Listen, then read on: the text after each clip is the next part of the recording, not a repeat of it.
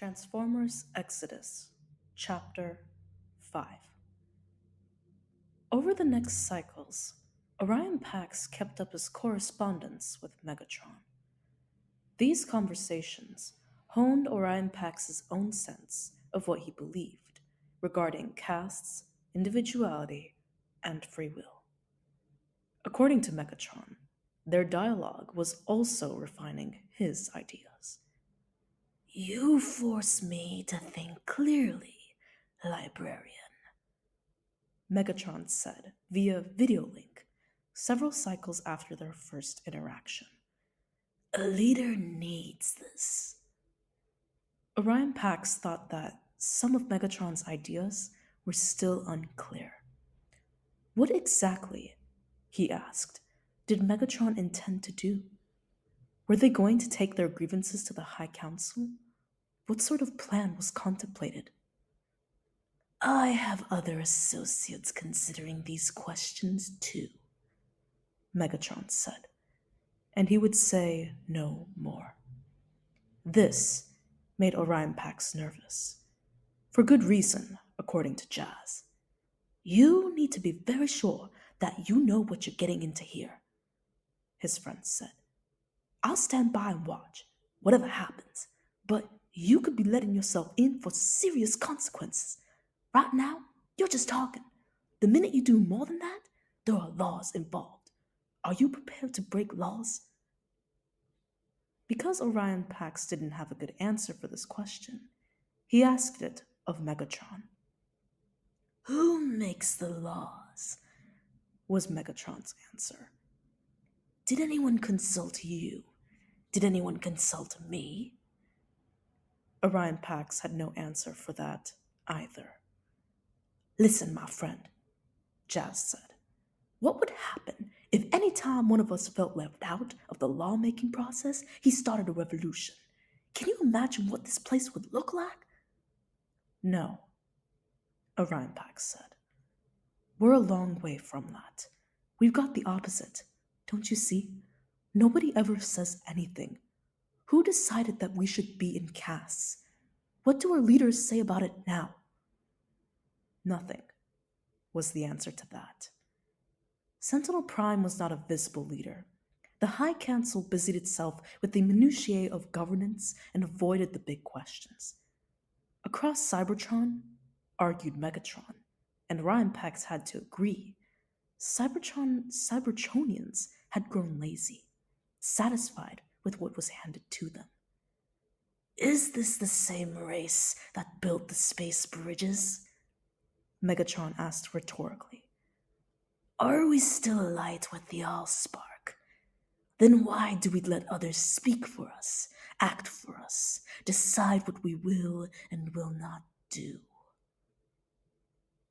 There was something different about him. Orion Pax could see it as well as any other sentient being who spent time in contact with Megatron. He was difficult to ignore, and when he spoke of individual freedom, it was easy to think, no matter how many Cybertronians might be in his audience, that he was talking directly to you. Still, Orion Pax had never met him in person. He wasn't sure the risk was worth it. In truth, he wasn't sure what the risks were. Megatron began to encourage him. "If you would understand Cybertron, librarian, you must see Kaon," he said. "Maybe if you saw Iacon, you would understand Cybertron better yourself," countered Orion Pax. "Oh, I will see Iacon. Have no fear of that," Megatron said. Something about the tone of his voice made Orion Pax want to change the subject. The last thing he wanted to do was provoke a fight with Megatron, when he was just beginning to understand what Megatron's ideas meant, and what he, Orion Pax, had to contribute to the discussion.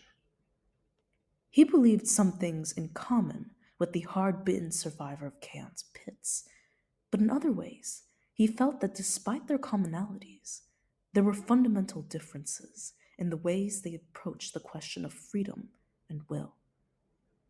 Why Megatronus? He asked. He had heard Megatron answer the question before, in slightly different ways. He moved along, refined his ideas and rhetoric.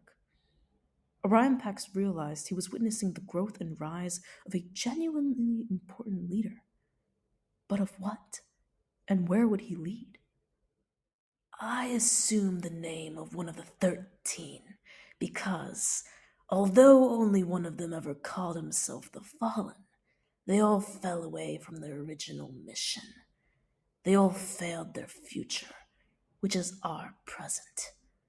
I took that name because the principles I believe in have fallen. Freedom has no caste, so there is no place for it in Cybertron today. History makes some bots villains for doing what they thought was right. If that happens to me as well, so be it.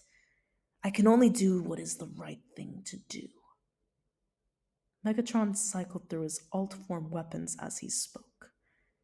At the periphery of the screen, Orion Pax could see some of Megatron's inner circle. He only knew 2 of them, Soundwave and Shockwave. Soundwave carried minicons, which made Orion Pax nervous. Minicons made him think of surveillance and treachery. Shockwave was cold and formal, a dedicated scientist out of place among the bulk of Megatron's followers. It seemed, to judge from the single example of Shockwave, that Megatron was beginning to realize his goal of bringing different castes together. Scientists and steelworkers, let alone gladiators, seldom mixed unless one was giving the other orders. And that relationship, Orion Pax could see, was reversed here. Megatron was clearly in charge. In the pits of Kaon, there is no second guessing, he continued. There are no shades of gray, no fine distinctions. You find those in the Hall of Records, perhaps, but not here. Down here, you make a decision and commit to it with every atom, or else you die. Orion Pax looked around. He was alone in his wing of the Hall of Records, and had done what he could to insulate this channel from the normal data harvesting protocols that applied to traffic into and out of the hall.